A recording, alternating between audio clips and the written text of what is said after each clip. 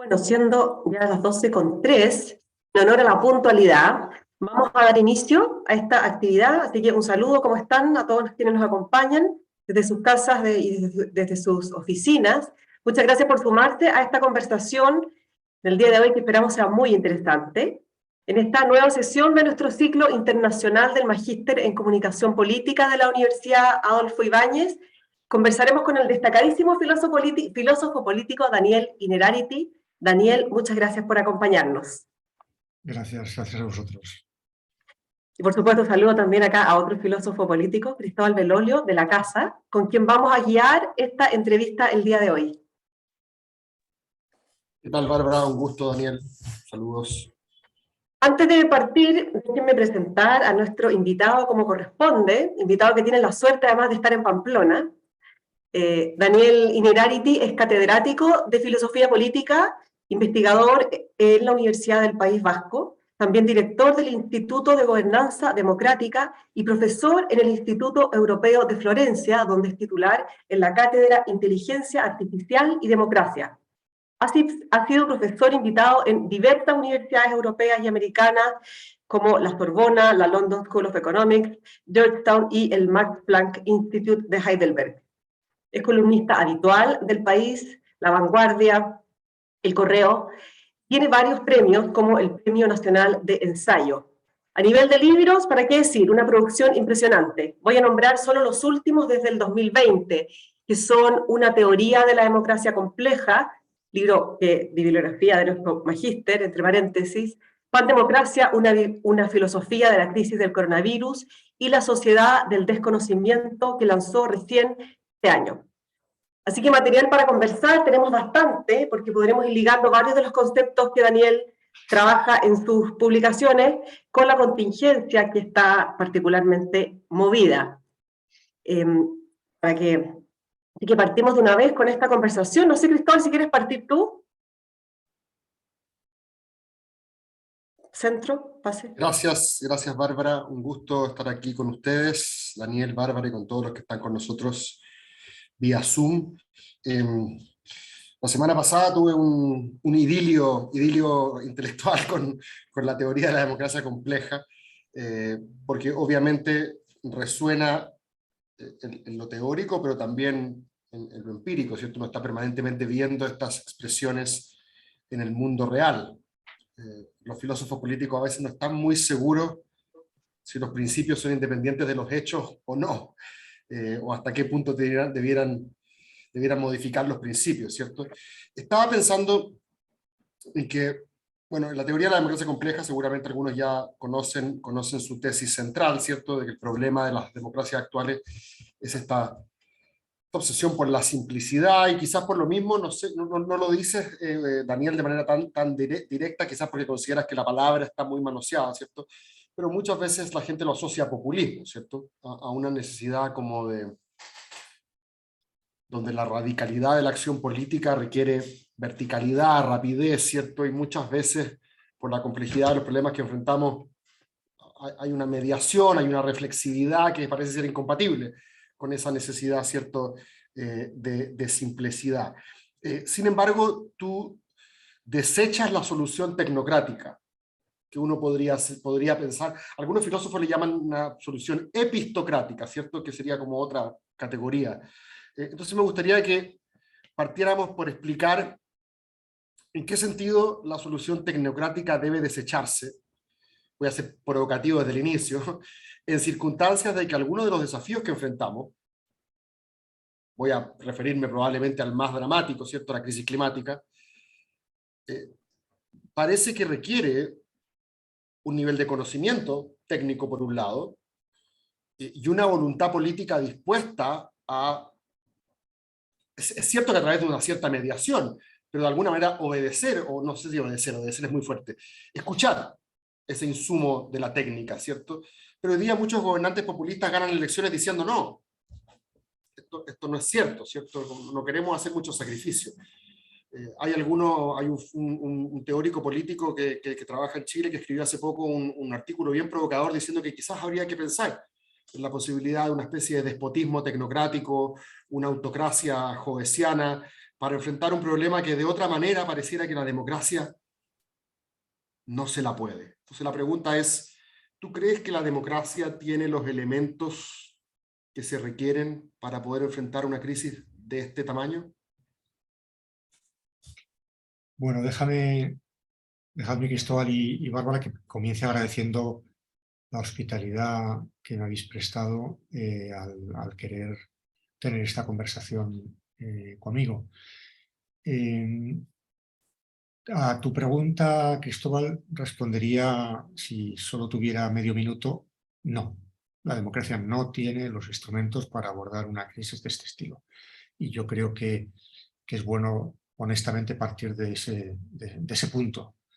Tenemos unas instituciones diseñadas para gestionar otro tipo de problemas y no lo hemos hecho mal a lo largo de la historia, ¿no? Por eso esa tentación de autoritarismo climático es un asunto que viene ya de lejos, ¿no? Hay quien lo ha formulado así, ¿no? Sobre todo teniendo en cuenta que desde el punto de vista de la temporalidad, la democracia gestiona problemas, la democracia electoral, la democracia en la que vivimos, gestiona problemas que se pueden resolver en un plazo de, digamos, 4 años. Y cuando se enfrenta a problemas que requieren una acción sostenida en el largo plazo, continua, que implique actores además fuera de la propia nación, etcétera, que involucre a los técnicos, pero no les dé la última palabra, sino que les dé una cierta voz relevante, se ve totalmente sobrecargada, ¿no? Es lógico, yo partiría de aquí, creo que lo debemos hacer con honestidad, ¿no? Más allá de las convicciones que podamos tener. Es lógico que la tentación de que esto se resuelva de una manera autoritaria aparezca muy fuerte y seguramente ahora tenemos el modelo de China confrontándose al modelo de la democracia liberal también, ¿no? Bueno, no lo vamos a resolver en 5 minutos y ni siquiera en 1 hora, pero yo creo que, resumiendo mi contestación, aunque la democracia está mal equipada para resolver problemas que requieren una perspectiva de largo plazo y transnacional, si la debemos renovar, la democracia tiene que ir en esta línea, en la línea de incluir otros actores, otros tiempos en la gestión de los problemas que tenemos. Y la teoría de la democracia compleja que he formulado durante estos años y que la sinteticé en ese libro tiene que ver con eso, cómo somos capaces de hacer un sistema político en el que intervengan muchos actores, muchas perspectivas temporales, problemas que requieren perspectivas de más largo alcance que la que actualmente tenemos. Sí, me acordé, perdona Bárbara, termino con el Sí. punto. Me acordé de esa gente que dice que el fútbol no es un juego de velocidad, sino de velocidades, ¿cierto? Porque tú vas incorporando distintas instituciones, actores, y que tienen velocidades distintas, tienen también horizontes temporales distintos. Me acordé también cuando leí la propuesta, digamos, no sé si la propuesta es como tú le llamarías, pero tú incorporas ciertos distintos actores con distintas velocidades, con distintos incentivos, con distintos horizontes temporales, con distintos insumos epistémicos, ¿cierto? Para que sobrevivan las democracias. Y algunos elementos podrían ser tachados de no puramente democráticos, ¿cierto? O sea, esta no es una devoción rusoniana donde la voluntad general se manifiesta de forma ilimitada, ¿cierto?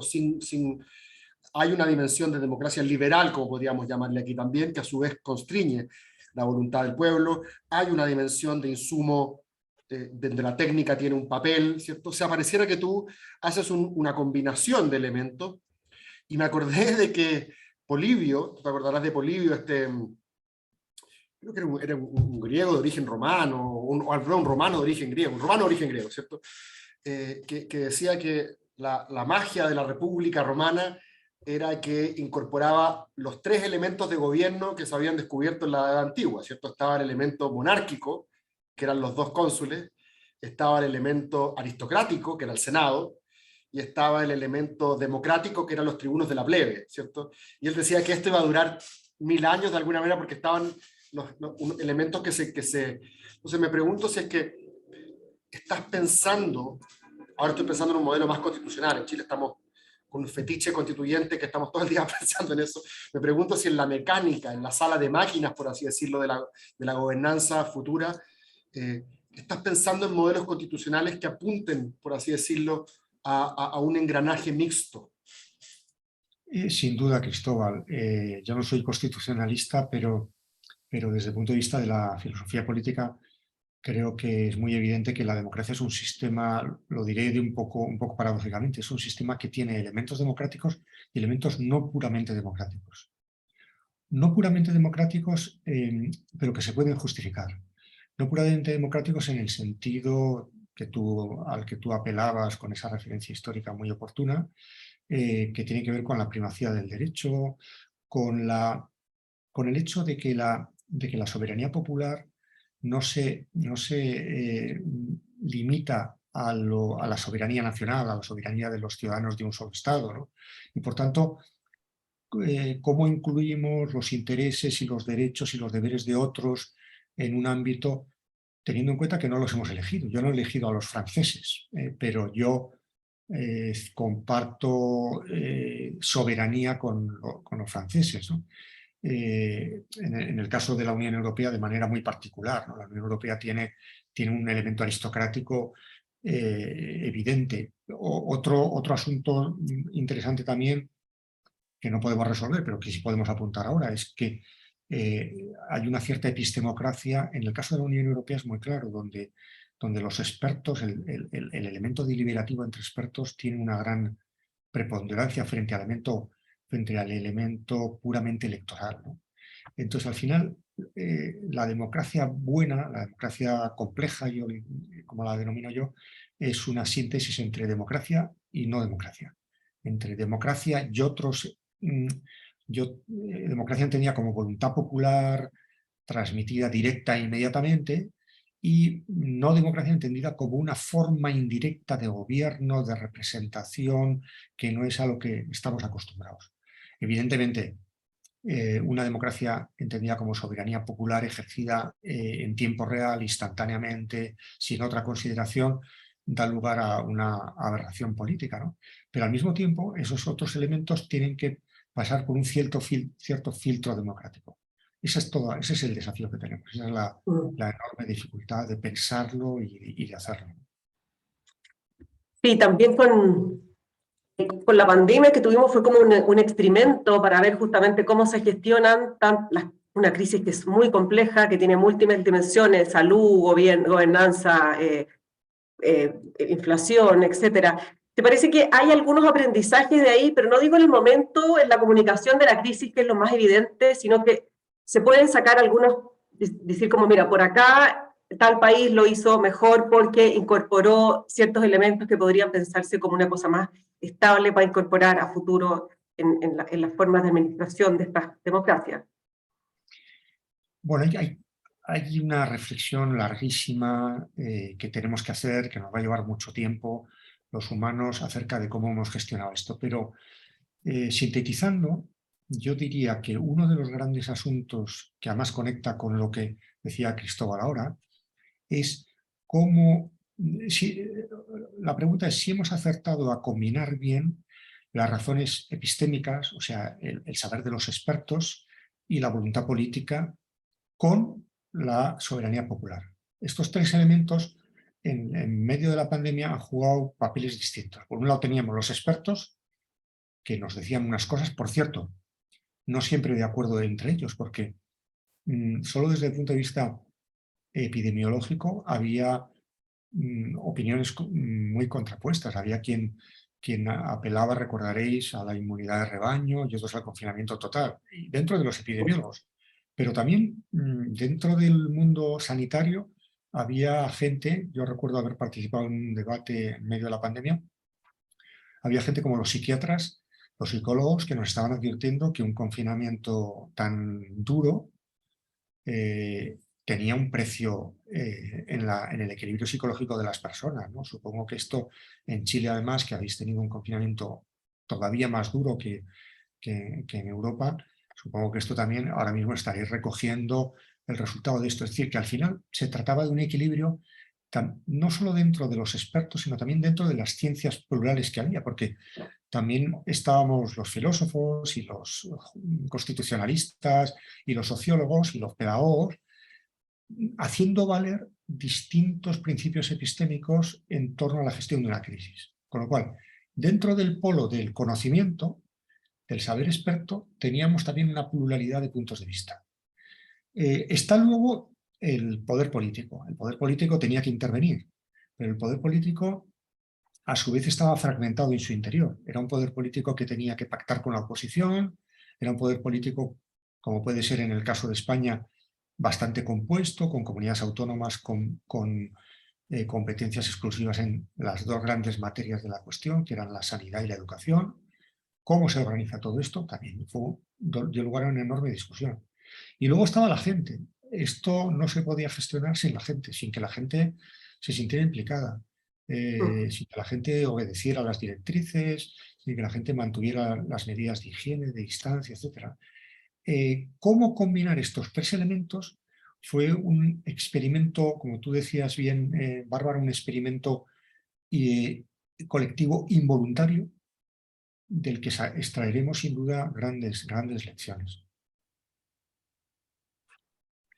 Estaba tratando de combinar las dos cosas, lo que te preguntaba Bárbara, Daniel, y lo que estábamos hablando hace un rato, porque me acuerdo que al comienzo, en los albores de la pandemia, hubo un intercambio, yo creo que nunca fue directo, pero fue un intercambio a través de columnas, epistolar, no sé, entre el filósofo coreano Byung-Chul Han y el historiador israelí, o israelita, no sé cómo se dice, Yuval Noah Harari, ¿cierto? Y ahí también te acuerdas que la discusión era un poco, Han decía, bueno, mire lo que está haciendo China, mire lo que está haciendo el mundo, digamos, asiático, que es menos celoso de la privacidad de los datos, que es menos celoso de las libertades individuales y quizás logre sus objetivos de manera más efectiva que ustedes, que los occidentales, ¿se acuerdan? Y Harari le respondía y le decía, no, yo creo que por el contrario, en la medida que hay transparencia en la información, que hay accountability, que hay intervención de la sociedad civil, es decir, en la medida que hay democracia liberal, vamos a salir antes de esta. Me temo que esa discusión quedó como en tablas, ¿cierto? Porque al final es bien difícil, es como ese obituario muy anticipado que hicimos muchos también respecto de que la pandemia iba a matar el populismo.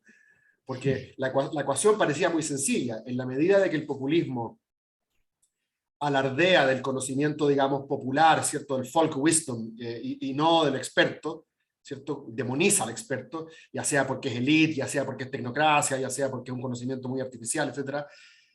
Parecía que la revalorización del saber experto iba a matar el populismo. Pero lo cierto es que al final, como varios expertos a estas alturas han dicho, hubo populismos que actuaron bien, mal, no todos son los torpes, digamos, de Bolsonaro, Trump y López Obrador. Hubo otros como Modi o en Italia, ¿cierto?, que fueron bastante radicales con los confinamientos. Hubo otros casos donde se aprovechó el momento para cortar libertades o de alguna manera amasar más poder. Hubo otros casos en los cuales los movimientos populistas en la oposición se pusieron libertarios. ¿Se acuerdan? Y pidieron como que se abrieran las fronteras lo antes posible, que no hubiese mascarilla. Entonces, me pregunto si tú ves, porque al principio varios, bueno, Slavoj Žižek, que yo creo que tenía el libro listo antes de que a la segunda semana de la pandemia, o sea, varios se anticiparon, ¿cierto? Ahora que ha pasado todo este tiempo, ¿cómo lo miras tú? ¿Crees que aprendimos algo, que en el fondo volvimos un poco business as usual, y más allá de esas heridas económicas, ¿cierto? O en temas educativos, los 2 años que perdieron los niños, etcétera, más allá de esas cuestiones, ¿crees que en verdad vamos a sacar una lección o esta cuestión no afectó tectónicamente la dirección política que llevábamos? Bueno, primero de todo, esto es un asunto que acaba de empezar, porque hemos conseguido la inmunidad biológica, más o menos.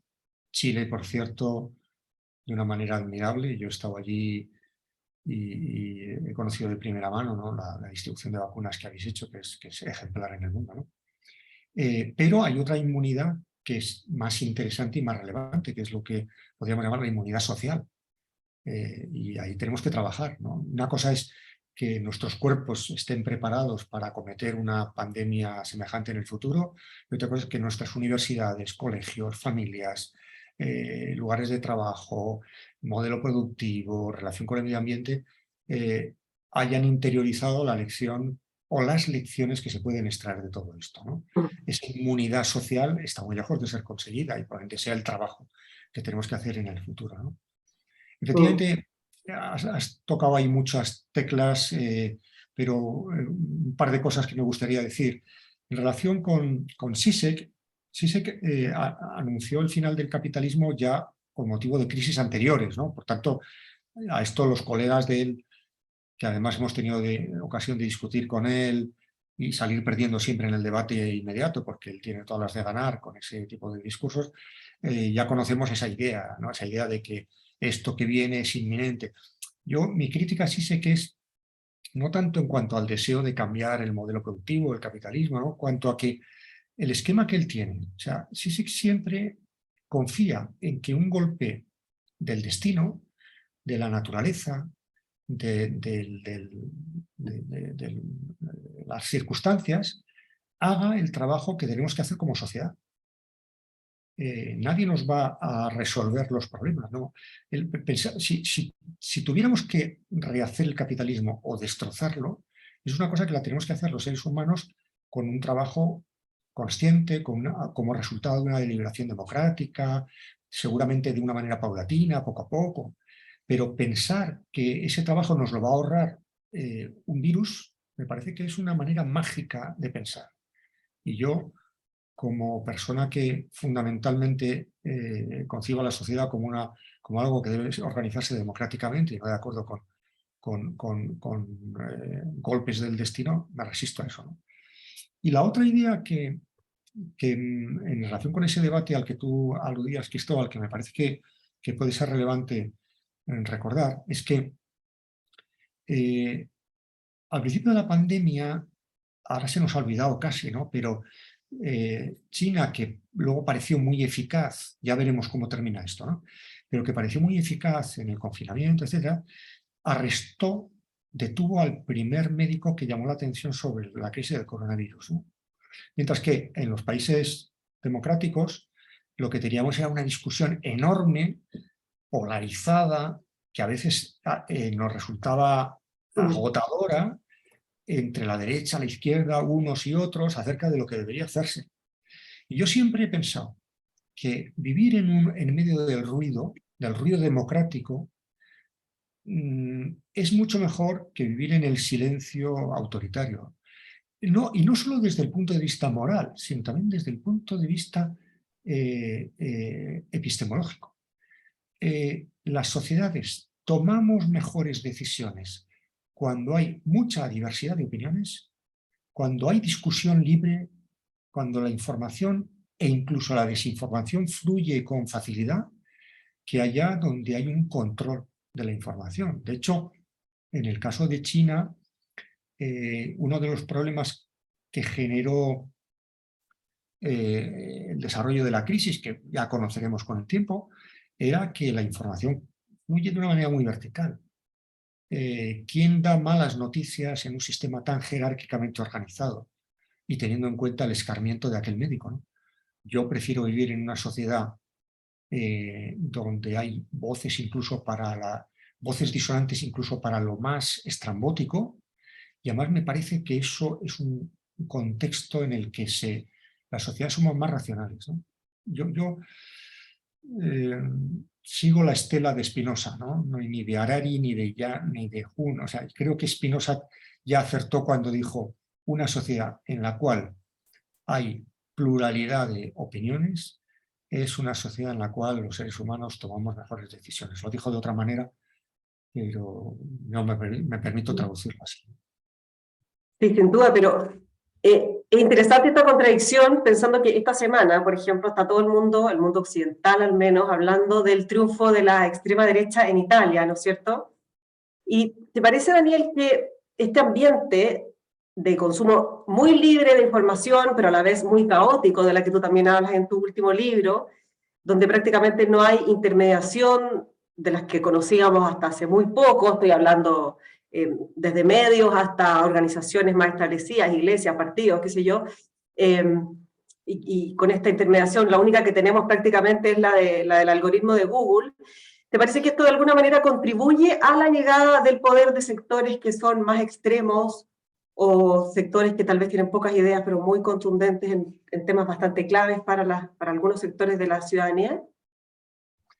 Bueno, Bárbara, tocas un tema que a mí me afecta personalmente porque me paso buena parte del tiempo también en Italia y he padecido y he seguido muy de cerca lo que haya pasado estos últimos años, ¿no?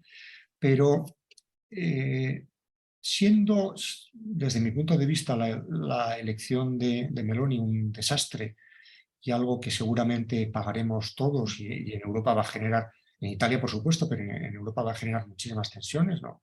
No olvidemos que es un partido neofascista que para obtener un éxito electoral ha matizado, ha moderado sus posiciones. Eso es desde mi punto de vista, es una noticia terrible, pero desde otra perspectiva, un poco más serena y un poco más reposada, tanto en lo que se refiere a tener en cuenta el factor tiempo como el factor espacio, yo creo que esto va a tener menos recorrido del que podíamos tener. Desde el punto de vista del tiempo, pensemos que Italia es un país en el cual hay una especie de ley en virtud de la cual, bueno, esto pasa en otros países, pero en Italia de una manera ejemplar, como casi todo. Hay alguien en la oposición que tiene una voz especialmente clamorosa contra el statu quo y contra el gobierno y dice cosas muy halagadoras para el pueblo.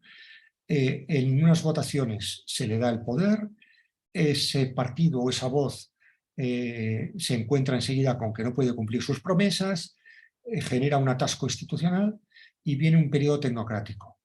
Pasó después de Berlusconi, con Monti, ha pasado ahora con Draghi. Es decir, yo creo que habría que ver si en el tiempo el gobierno de Meloni, veremos cómo lo configura, es capaz de mantener sus promesas. Por cierto, ahora ya muy rebajadas, porque Meloni hace pocos años era partidario de salirse del euro y ahora ya no lo es. Ya veremos cómo lo hace, ¿no?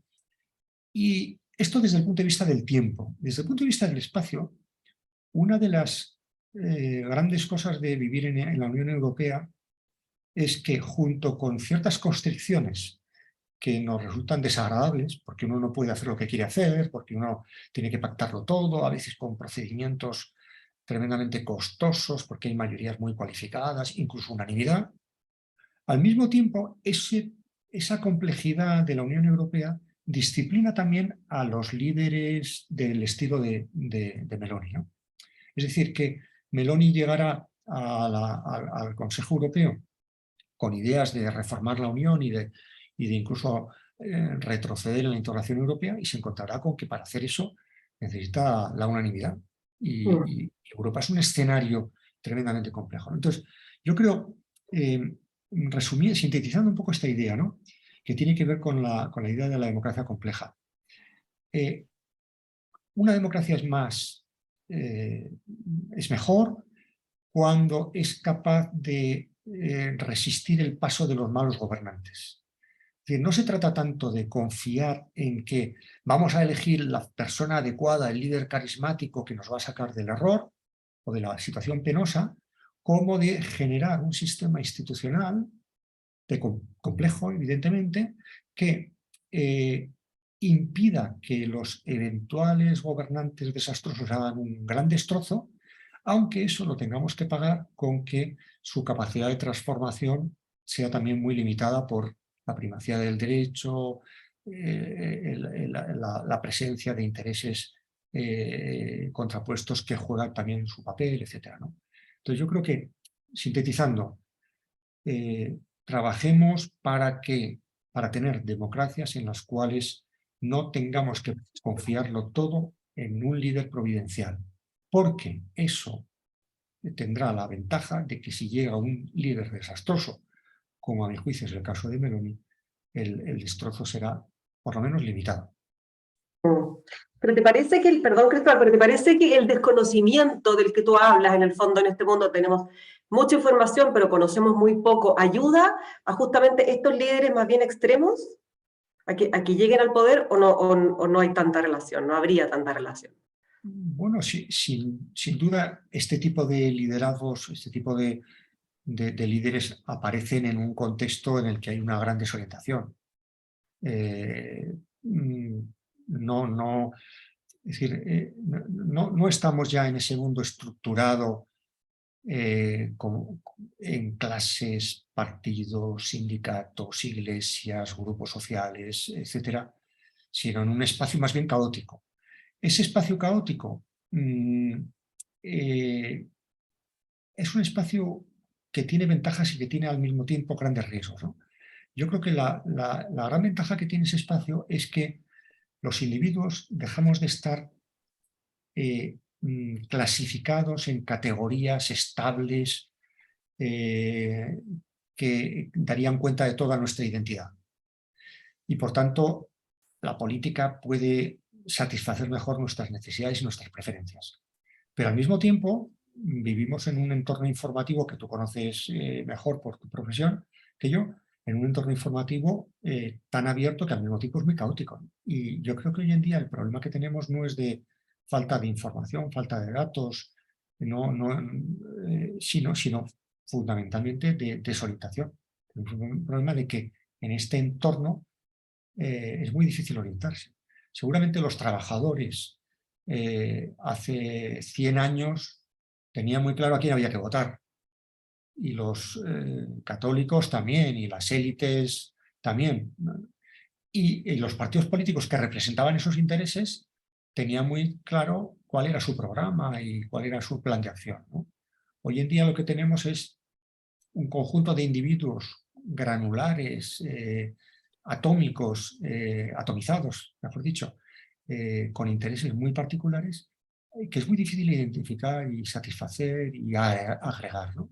Y esa es la gran dificultad de la política en este momento, ¿no? Y evidentemente en ese espacio llegan líderes que prometen lo imposible, que tocan ciertas teclas, en el caso de Italia, el miedo a la inmigración, la incompetencia de la clase política y dos o tres cosas más, y tienen un éxito momentáneo. Pero eso, repito, tiene un recorrido corto, como ha pasado hace no muchos años.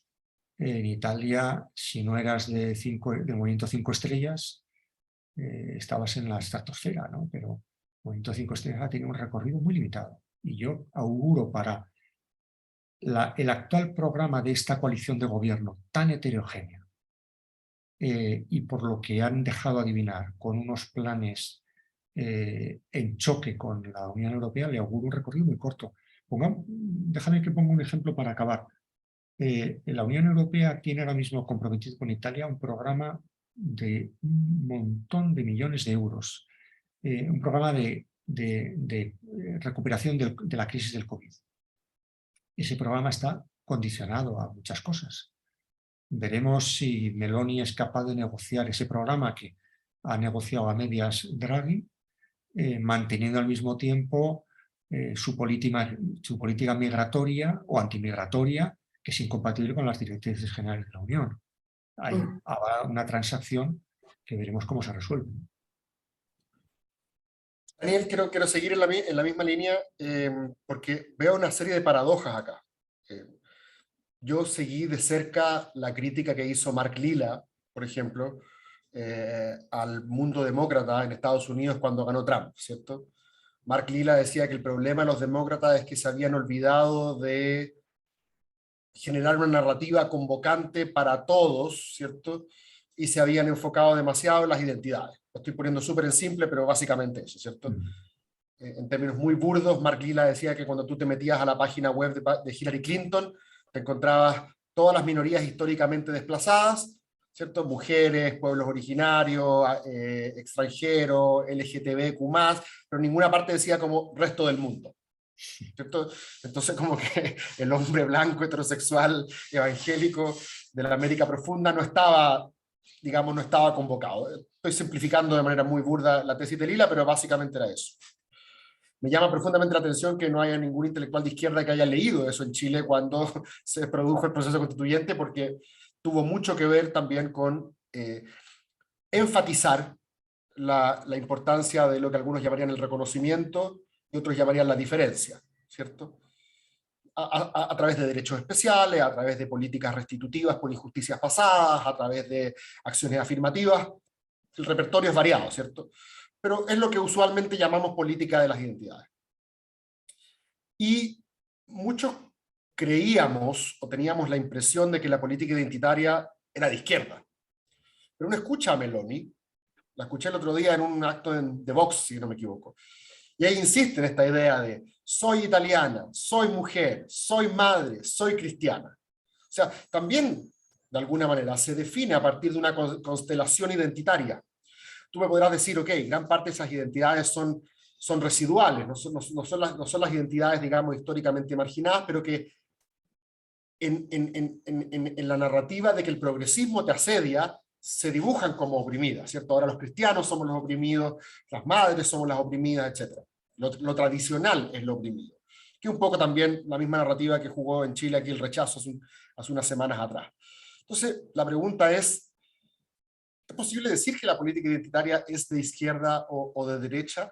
¿Está esta manera de dibujar el paisaje político, de apelar a los electores, cambiando la manera como entendemos izquierdas o derechas? Yo te lo preguntaba, de hecho, hace un tiempo atrás, porque tenía la sensación de que tú habías escrito sobre esto, pero quizás no era exactamente con estos términos. Uno pensaría históricamente de que la izquierda apelaba más bien a la integración, ¿cierto? Más igualdad, más espacios de encuentro comunes, ¿cierto?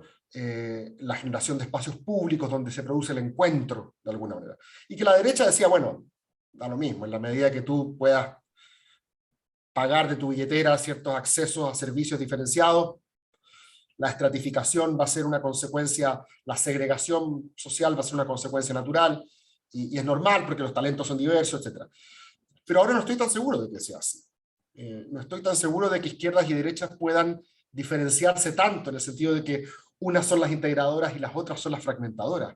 Me da la impresión de que hay tendencias integradoras y fragmentadoras en las izquierdas y en las derechas, que por lo tanto quizás el formato tipo Bobbio para distinguir ya no es suficiente.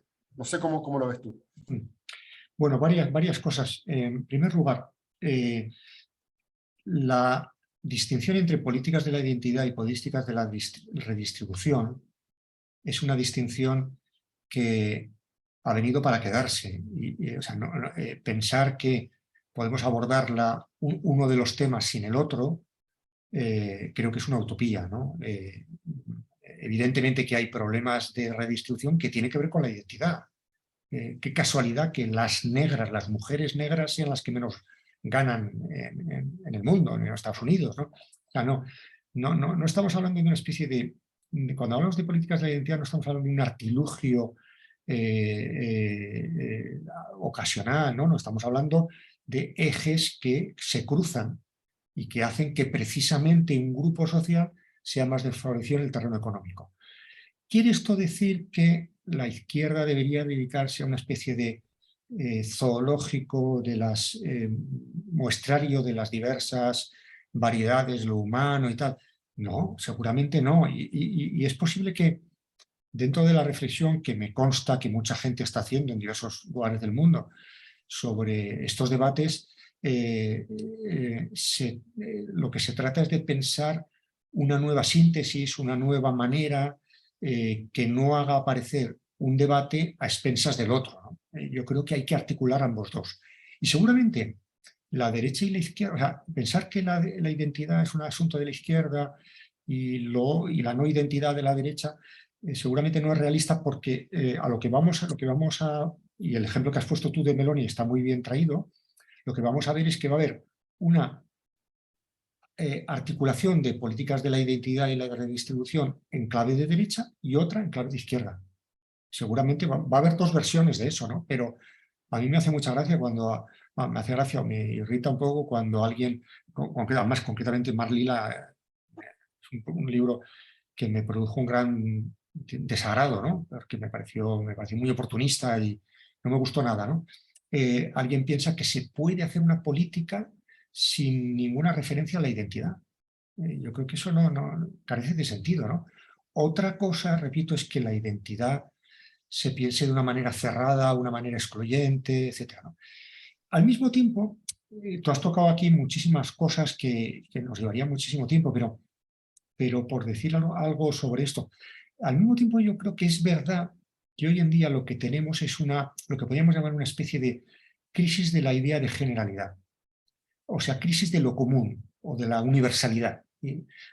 Evidentemente, la universalidad que hemos construido hasta ahora era una universalidad vacía, falsa, era la universalidad del hombre hetero, blanco, cristiano. Bien, en fin, en España hace no muchos años se decía, hable usted en cristiano, para decir, hable usted en castellano, ¿no? Bueno, pues, o sea, ese tipo de esa universalidad no era una universalidad que acogiera la diferencia, en este caso concreto, de las lenguas, ¿no?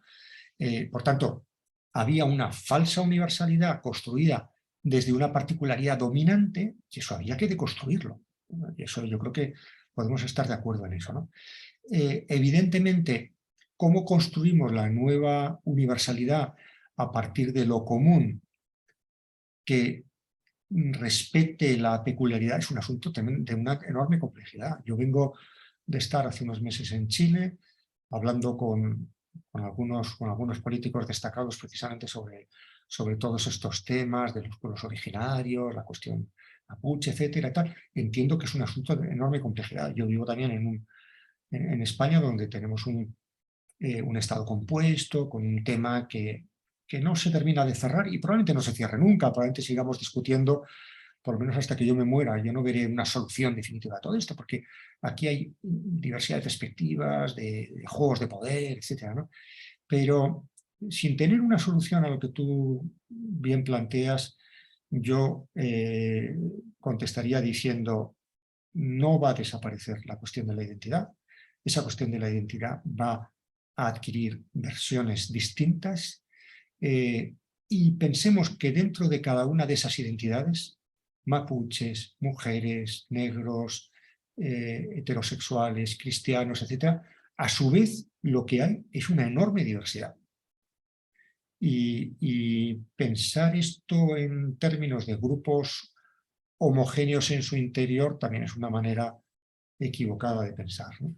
Perdóname que salte aquí, Daniel, pero no era justamente ese, quizás lo estoy describiendo mal, pero no era justamente ese el proyecto original del Podemos, leyendo a la Clau, leyendo a Mufe, es decir, construir una especie de pueblo, ya no a través de un esencialismo de clase, ¿cierto?, sino a partir de la encadenación de demandas diversas, de grupos históricamente desaventajados, que lo único que tenían en común era que el adversario era la oligarquía que frustraba sistemáticamente sus demandas.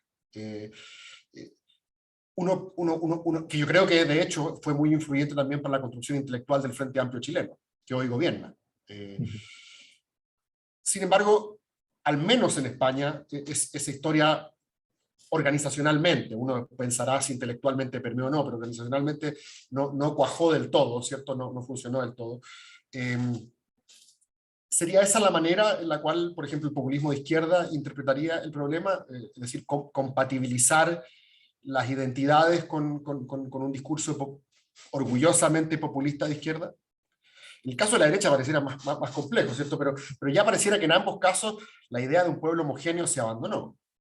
Bueno, me atrevo a riesgo de equivocarme, como suele ocurrirme con frecuencia, a hablarte de los dos campos, de Podemos y de la derecha en España, que a los dos conozco un poco, ¿no? En el caso de Podemos, fíjate, yo creo que hay muchas paradojas en este cruce de actores al que tú habías aludido. En el caso de Podemos, déjame recordar que Podemos nace, tiene delante unas elecciones municipales y autonómicas en un estado tan descentralizado como España, tan compuesto como España, y decide establecer su estrategia como lo que tal vez recordarás llama el asalto a los cielos. Es decir, asaltar directamente la Moncloa es la moneda, la moneda en España, asaltar directamente la Moncloa sin pasar por un Estado compuesto donde el poder, de hecho, nos guste o no, está ya muy repartido en comunidades autónomas, en grandes ciudades, poder municipal, el poder muy repartido, con una gran tensión, etc. El Podemos inicial, a mi juicio, bueno, dentro de los errores de mis amigos de Podemos, porque tengo muchos amigos ahí, yo creo que había dos errores fundamentales. Un error era una excesiva simplificación en cuanto a la contraposición entre pueblo y casta. Esa contraposición pueblo-élites era una contraposición totalmente burda y muy poco operativa. Eso no funciona así. Y segundo, una idea muy, lo puedo decir así, muy madrileña del poder político. Originalmente, de hecho, casi todos son colegas míos, profesores de la Complutense, ¿no? Íñigo Rejón, Pablo Iglesias, etcétera, con una visión muy madrileña, inicialmente. ¿No? Con esto no quiero dejar de reconocer el esfuerzo que han hecho de entender otras realidades, ¿no? ¿Qué es lo que tenemos ahora? El proyecto de Yolanda Díaz, con el que además, por cierto, también tengo una cierta colaboración en alguno de sus campos de trabajo. Lo que tenemos es más bien un Podemos que es una mera agregación de archipiélagos, islas, un movimiento en Cataluña, Ada Colau, Compromís en Valencia, el mundo gallego. Es decir, tenemos una especie de agregación de cosas cuya unidad no está muy clara, ¿no? Bueno, seguramente lo primero era muy abstracto, muy homogenizante, y lo segundo lo que es muy caótico, ¿no? Y seguramente van a pagar las consecuencias del caos, ¿no? Si volvemos, si nos sentamos ahora en el campo de la derecha, es muy interesante. Vamos a ver, el Partido Popular, originariamente, el partido anterior al Partido Popular, que era Alianza Popular, fue un partido contrario, muy contrario al título octavo de la Constitución. El título octavo de la Constitución española es el título que organiza las autonomías, la distribución territorial del poder. Y fue tremendamente contrario en nombre de un Estado unitario. Ese partido, Alianza Popular, que luego se convierte en Partido Popular, hoy en día es un partido en el que hubo una crisis de liderazgo entre Casado y Ayuso, la líder de Madrid, que ¿cómo ha resuelto Feijóo? Que es un líder que viene de Galicia, de manera, me atrevería a decir, plurinacional. Es decir, el Partido Popular actual es un partido que, por la pura, aunque solo sea, no tanto por convicción como por la pura inercia sistémica de que el poder en España ya se ha organizado de manera territorial, hay mucho varón popular, es decir, hay mucho varón, mucho líder de comunidades autónomas en Galicia, ahora en Andalucía, en otras comunidades, que ejercen su poder. Y por tanto, con el paso del tiempo, Podemos ha tenido que reconocer la naturaleza compuesta del Estado y a ver si eso lo articula de una manera coherente, y la derecha, que era muy centralista, ha terminado reconociendo, por vía de hechos, probablemente sin ninguna formulación teórica, simplemente por la vía de hecho, que el poder está ya territorialmente muy distribuido. Estos días en España, perdón que ponga tantos ejemplos de aquí, cuando podríamos hablar de Chile, que es mucho más interesante, pero es lo que conozco un poco mejor. Estos días en España hay una polémica acerca de la política fiscal entre comunidades autónomas. Esa polémica, un poco estúpida y muy disfuncional, pero me quiero fijar en el formato. Esa polémica ha estado desatada por la derecha. Es decir, es la derecha la que está haciendo valer su capacidad de rebajar impuestos en determinadas comunidades autónomas para erosionar al gobierno central. Es decir, aquí vemos un juego en el que una cosa son las teorías políticas, las tradiciones de las que venimos, las ascripciones ideológicas, y otra cosa es la vida real. Y la vida real, a veces, para bien o para mal, impone ciertas cosas. Sí, pero y en este escenario, Daniel, tan como complejo que estás describiéndonos con los ejemplos concretos de España, uno vería que tal vez los partidos políticos tradicionales de alguna manera están gestionando el día a día, como el estancamiento, lo que hablábamos al comienzo. ¿Te acuerdas que estamos como en ese periodo que no se ve hacia dónde vamos, no hay una claridad, y por otro lado están estos movimientos más identitarios que levantan banderas, algunas más de moda que otras. ¿Tú ves cómo que esto puede converger en algún momento o tal vez de alguna manera empieza a ganar esta marea de que la política en realidad no nos sirve tanto para ese objetivo que tampoco está claro al que las sociedades quieren dirigirse? Demos un salto y vayamos a Chile. ¿Qué experiencia reciente habéis tenido vosotros en Chile? La experiencia de un proceso constituyente que ha fracasado, ¿no? ¿De qué nos está hablando esto? Más allá de las cuestiones concretas, la cuestión plurinacional o la cuestión de los derechos y tal. Nos está hablando de algo que vale para todos, que es que tiene que ver con esa palabra que formulabas tú, que a mí me gusta mucho reflexionar acerca de ella, la palabra estancamiento. Es decir, yo creo que tenemos democracias que gestionan con relativa eficiencia el día a día, la burocracia, siempre y cuando no haya que abordar cuestiones de fondo, pero que cuando hay que abordar cuestiones de fondo, llámense procesos constituyentes o grandes crisis, climática, cambio de modelo productivo, etcétera, fracasan estrepitosamente, como ha sido el caso chileno. Y como es el caso, por cierto, de España, que no es ningún ejemplo en esto. España tiene una constitución de 1978 que no ha tenido ninguna reforma. Y entre medio, el mundo ha cambiado de una manera brutal. De entrada estamos en Europa, nosotros, y en la Constitución española no se menciona Europa en ningún momento, ¿no? Alguien me decía hace poco, desde el punto de vista de la Constitución española, la entrada de España en Europa es anticonstitucional. Dice, hay una incompatibilidad entre la lógica que nos ha europeizado y la Constitución que dice que la soberanía reside en el pueblo español. Bueno, ¿con esto qué quiero decir? Que estamos configurando democracias que tienen una gran incapacidad de abordar transformaciones profundas de la sociedad y de enfrentarse a las crisis profundas a las que nos estamos enfrentando. Y esa confrontación requiere transacciones, requiere pactos, requiere sujetos amplios, requiere subjetividades políticas amplias. Yo creo que eso ni en España ni en Chile hoy en día estamos en condiciones de hacerlo. En Chile habéis tenido una lección muy interesante de ver qué pasa cuando uno confunde una mayoría ocasional en una asamblea con una mayoría constituyente.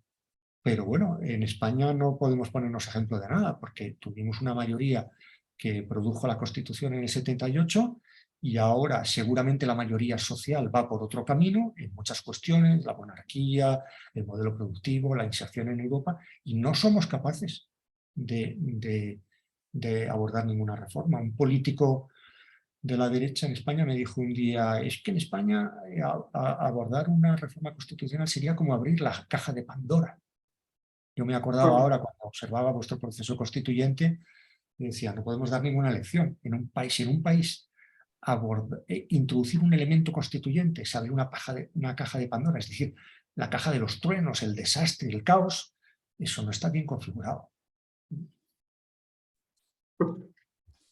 Oye, te quiero llevar yo, primero está mi última pregunta, Daniel, no te quiero quitar más tiempo, pero justamente alguien nos hacía una pregunta sobre las fake news en el chat, y hemos tocado un poco la dimensión digital, ¿cierto? La dimensión de cómo las nuevas tecnologías y principalmente las redes sociales han cambiado el paisaje de la democracia. La impresión que tengo yo, corrígeme si es que esta no es la impresión que tú ves como dominante, pero que el optimismo original trucó en algo así como una frustración o una decepción respecto de la contribución que iba a hacer el Internet 2.0, como se le llamó en algún minuto, porque se pensó de que íbamos a estar frente a un universo de información nueva que iba de alguna manera a complementar nuestra visión, ¿cierto? Íbamos a complejizar nuestra visión de los temas. Y en la práctica lo que pasó, también voy a riesgo de simplificar, es que escuchamos a quienes confirmaban nuestros sesgos de confirmación, ¿cierto? Y se empezó a hablar de cámaras de resonancia, se empezó a hablar de burbujas epistémicas, ¿cierto? Muchos recordaron de que ya la psicología cognitiva ya había descubierto de que en el fondo no evolucionamos para encontrar la verdad, sino básicamente para sobrevivir con nuestra tribu, y por lo tanto es mejor estar equivocado en conjunto que estar en lo correcto solo, y por lo tanto las redes sociales sencillamente activaron una tecla ancestral, ¿cierto?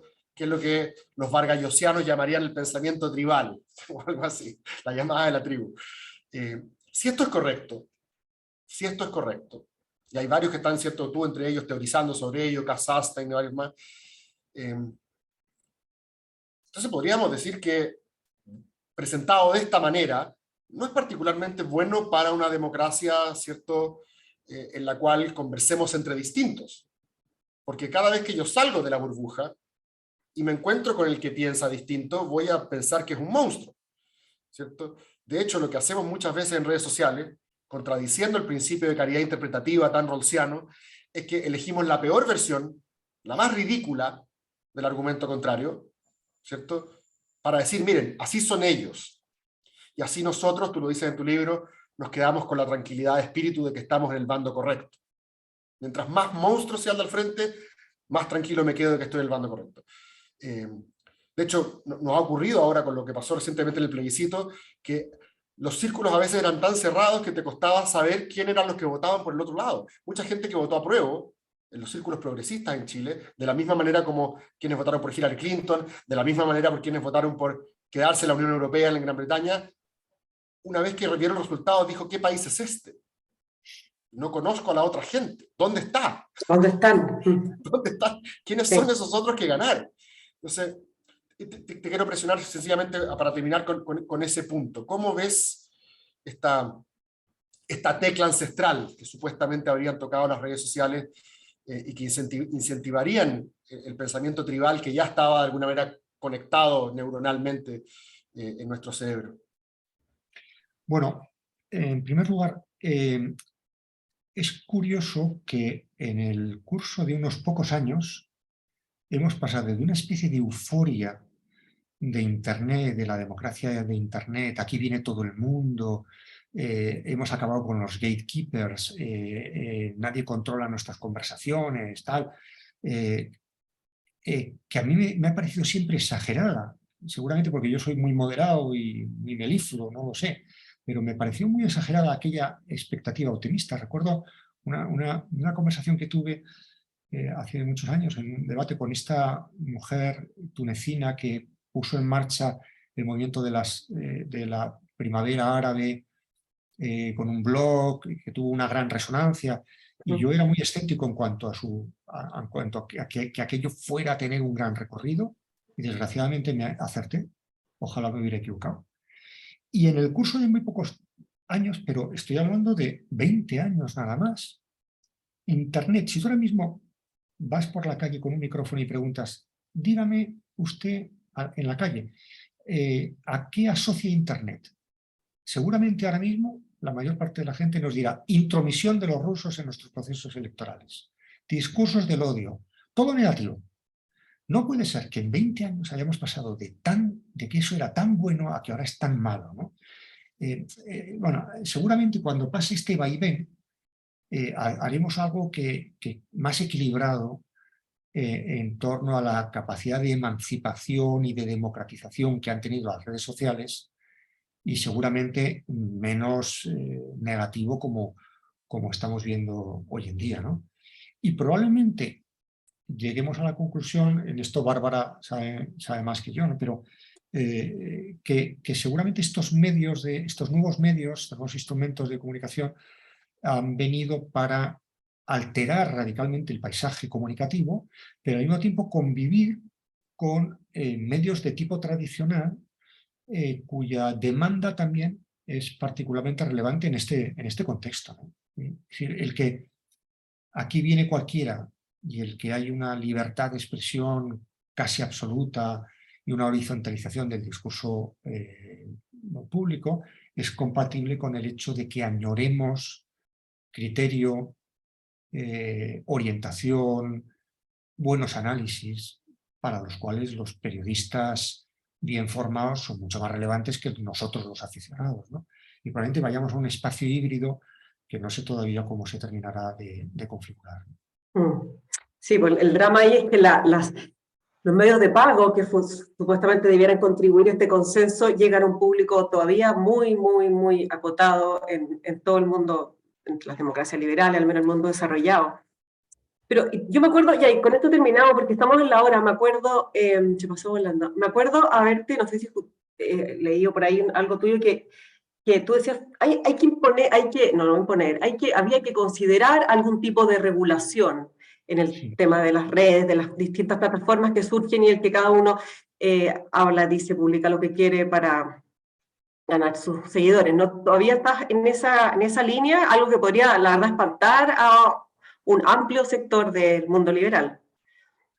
Bueno, vamos a ver. Primero, hay un nivel personal de regulación que tiene que ver con lo que Cristóbal ahora planteaba frente a las cámaras de eco y a la confirmación de los propios prejuicios y tal, que esto no se puede regular, pero creo que es un consejo que hay que dar, y hay que dar a nuestros estudiantes y a nuestros conciudadanos. Escucha al adversario.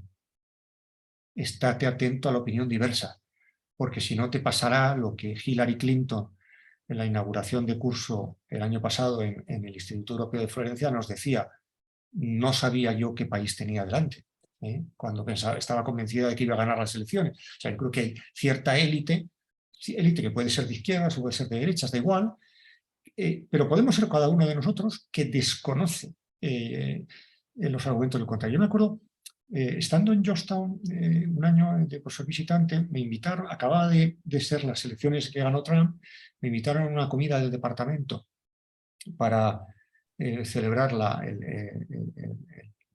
el día que se mata el pavo, acción de gracias y todo esto, y en la entrada me decía la anfitriona, me decía: quería advertirte, Daniel, de que en la cena nuestra, donde estábamos 30 personas, hay una persona que ha votado a Trump. Y yo le dije: ponme al lado de ella, ¿no?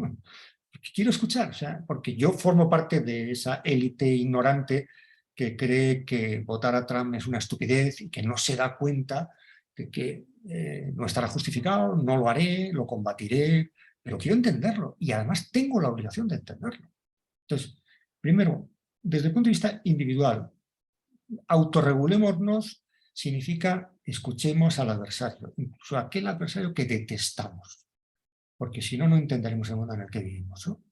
Para luego combatirlo. En lo segundo, sobre la regulación, solamente diré una cosa, en mi libro lo digo con un poco más de detalle en la sociedad del desconocimiento, que es: las sociedades liberales se edifican sobre la convicción de que es peor que haya un poder político que dictamine qué es lo correcto y lo falso, que el caos informativo. Es decir, tenemos que estar dispuestos, si somos demócratas, o por lo menos en la sección liberal del término, a que haya un cierto desorden, incluso un cierto discurso del odio circulando con alegría por nuestros circuitos, porque eso es menos malo que tener una autoridad política, epistémica, que dice que es fake news y que no lo es. Y por tanto, yo siempre he sido bastante escéptico respecto de la eficacia de los fact-checkers. Evidentemente, si alguien dice que el PIB de un país no es el que es, bien, eso se puede determinar. Pero Pero no de opiniones, no podía hacer fact-checking. o sea, yo puedo decir, evidentemente, que sobre un dato es muy fácil determinar, y los fact-check, el Washington Post ha hecho un trabajo impresionante, pero sobre un estado de ánimo, alguien me puede decir: la crisis económica se gestionó mal, o no hemos salido de ella, o la crisis de la pandemia, el equilibrio entre libertad y seguridad se ha ido en una cierta dirección. Bueno, pues es una opinión legítima, que no coincide con la mía, ¿no? Pero repito, yo creo que es mejor aceptar un cierto caos informativo que su contrario. Y entre medio, por supuesto, hay posiciones que tienen que ver con la regulación que tenemos que explorar como sociedades democráticas. Muy bien. Bueno, se nos pasó rápidamente la hora, ya siendo casi la 1:10 acá en Chile, en Pamplona, tienes 6 horas más. Queremos agradecer a todos quienes nos acompañaron hoy. Cristóbal, muchas gracias también por Gracias a ustedes, Así. gracias Daniel. Muy Y interesante. especialmente a Daniel, sí, que se dio el tiempo y tuvimos esta conversación súper interesante y nos dejamos, incluso cerramos ahí con un buen mensaje, ¿no? Escuchar al adversario. Así que muchas gracias, nos despedimos. Hasta la próxima. Pues muchas Cuídense. gracias, Bárbara, Cristóbal, y hasta cuando queráis. Chao, chao. Un gusto. Un gusto.